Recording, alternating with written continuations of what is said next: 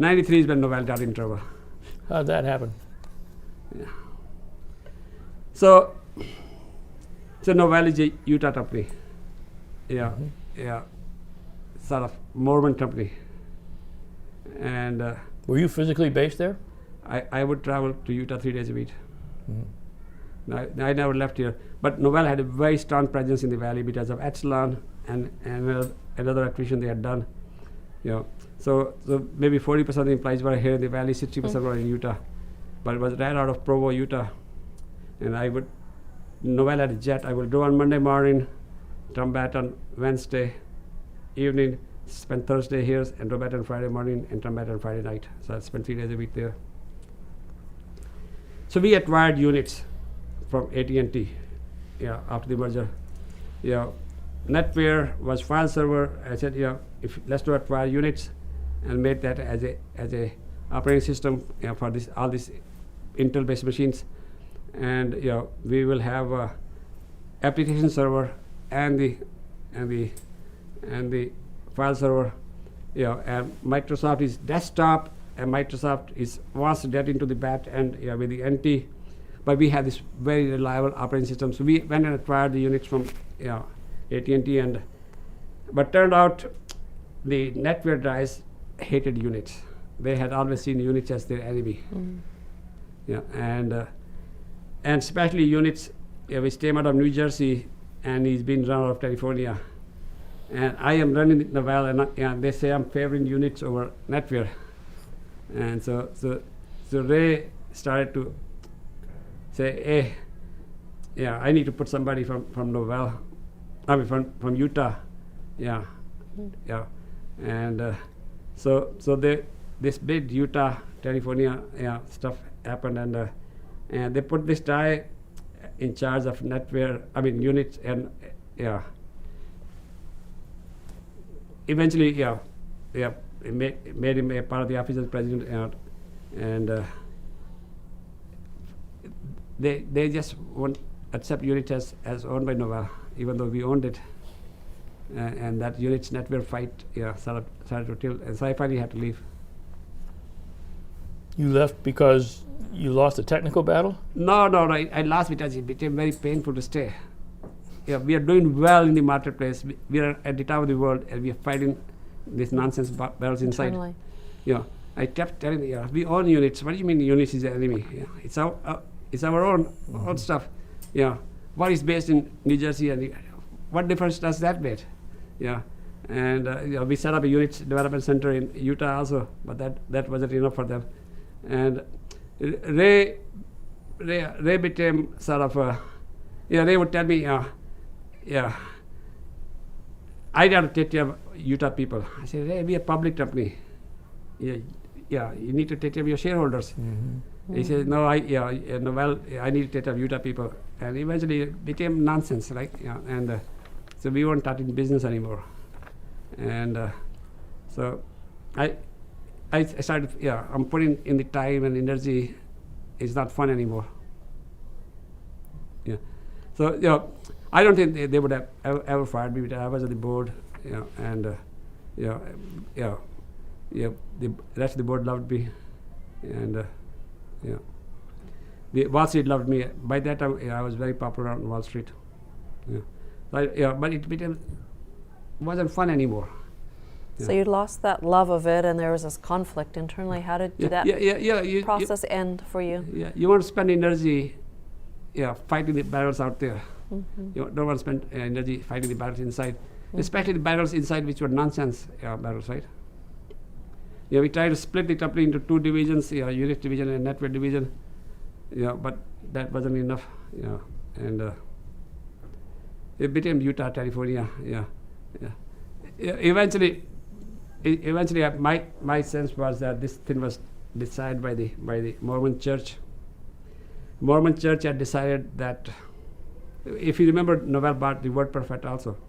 I remember WordPerfect, sure. Which was totally nonsense thing to do.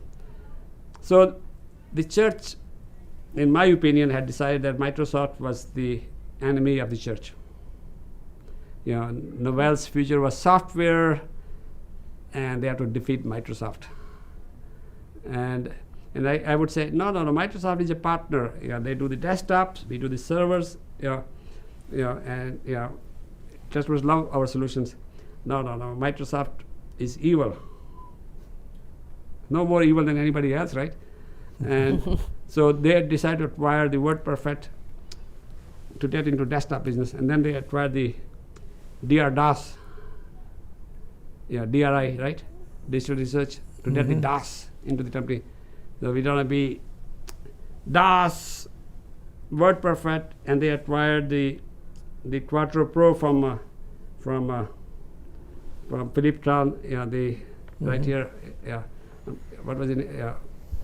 That company here in Scotts Valley. In Scotts Valley, Borland. Borland. And then they tried to merge with Lotus. Yes. Yeah, that was all been done to have a fight with Microsoft. And I kept saying, it's not our fight. We own networking. We own the server business. With Unix, our server business that's even stronger. Why do we have to fight with Microsoft? Microsoft, it's not our enemy.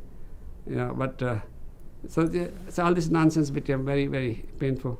Then Microsoft came up with Windows, and so much for DOS. And Microsoft did put in Windows some code that if it's running on top of DRDOS, crash. So which by the way, Microsoft paid $100 million in damages to Novell. So Novell was able to discover that Microsoft had drawn out of its way to make the Windows not work with the DRDOS. So but Windows 3 took off. Windows 3 took off. Then Windows 95, the Windows. I think by the time I left Windows, it was still Windows 3.1, or 3.11, whatever. And I had been working for a long time. And it's very hard to be number 2 guy in the companies when you've been number 1. And for a while I thought I was going to be running Novell, and once they decided that wasn't the case, it became very painful.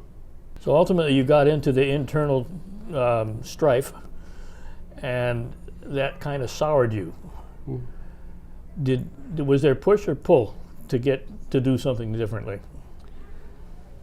So I turned on Novell, Ray Noda at the board. And Ray got very surprised because he thought I was his underling, and when I opened up on him that his nonsense happening in the company at the board, he got very depressed, and he stopped coming to the company, started coming to the board meetings, and so then he announced that he was going to resign as a CEO and chairman. And I was sure that that I'm going to be CEO and chairman, but same thing happened. We need to do that as CEO. So we got another CEO from HP at Novell, and we have announced the WordPerfect merger. We haven't finished the merger yet, and I'll tell you a story about Lotus also in a minute. So we hired this guy Bob Frankenberg. Bob Frankenberg was running the PC business. And after Bob Frankenberg, I realized that HP is not training the people right. Bob Frankenberg comes to Novell. We are a business software company, and we are in process of acquiring WordPerfect, which is sort of business software / consumer software.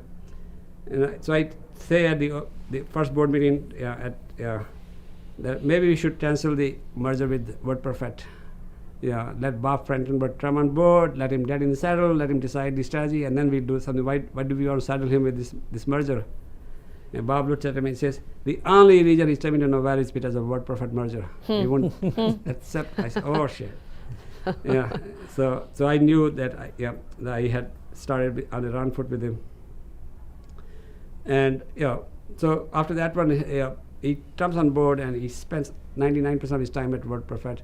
Not only at WordPerfect, WordPerfect had this consumer software for children that they were just starting up, and he got enamored with that one. So NetWeaver got in trouble, And after a while, it was just too painful for me to hand around